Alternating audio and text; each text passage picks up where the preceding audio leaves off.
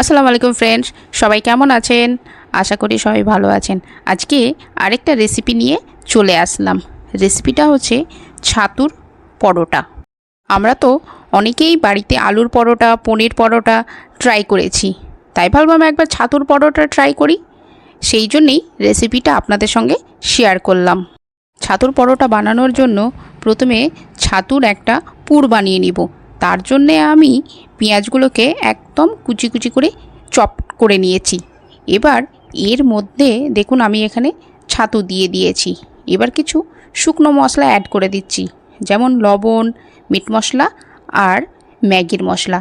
আপনারা এতে আরও মশলা অ্যাড করতে পারেন। এবার এগুলোকে ভালোভাবে মেখে নিতে হবে। তারপর এর মধ্যে অল্প অল্প করে জল দিয়ে ছাতুটাকে একটু শক্ত করে মেখে নিতে হবে, যেন একটু মুঠো হয়ে আসে। এখানে দেখুন আমার ছাতুটা মাখা হয়ে গেছে। এই যে একদিকে আমার ছাতুর পুর রেডি হয়ে গেছে। ছাতুর পুর রেডি করার আগে আমি আটার মধ্যে লবণ, সাদা তেল আর সামান্য চিনির গুঁড়ো দিয়ে আটাটাকে ভালোভাবে মেখে 10 মিনিট মতো ঢেকে রেখে দিয়েছিলাম। আটা থেকে সামান্য অল্প আটা নিয়ে বাটির মতো শেপ দিয়ে এই ছাতুর পুরটাকে একটু গোল গোল করে আটার মধ্যে চেপে চেপে ভরে দিতে হবে।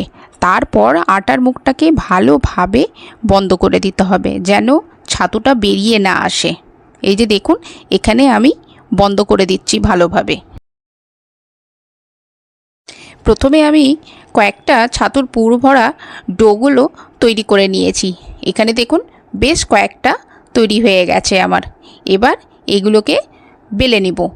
প্রথমে একটা নিয়ে সামান্য আটা দিয়ে এটাকে বেলে নিতে হবে। তারপর তাওয়ার মধ্যে দিয়ে সেঁকে নিতে হবে। এখানে দেখুন প্রথমে আমি একটা গরম তাওয়ার উপরে দিয়ে দিয়েছি। প্রথমে কিন্তু আমি তেল নিইনি, তারপর এদিকে আমি আরেকটা বেলতে শুরু করে দিয়েছি। এবার একদিক হয়ে গেলে আরেক পাশটা উল্টে দিব। এবার হালকা হালকা করে তেল দিয়ে দেব, বেশি তেল দেব না, হালকা তেল দিয়েছি। এবার তেল দিয়ে ভালোভাবে পরোটার গায়ে লাগিয়ে দেব। এটাকে পরোটার মতো এপিট উপিট উল্টে পাল্টে সেঁকে নিলেই আমার রেডি হয়ে গেল ছাতুর পরোটা। রেসিপিটা কেমন লাগলো অবশ্যই কমেন্ট করে জানাবেন। আবারও আরেকটা রেসিপি নিয়ে হাজির হব। আজকের জন্য টাটা, ভালো থাকবেন আর সুস্থ থাকবেন।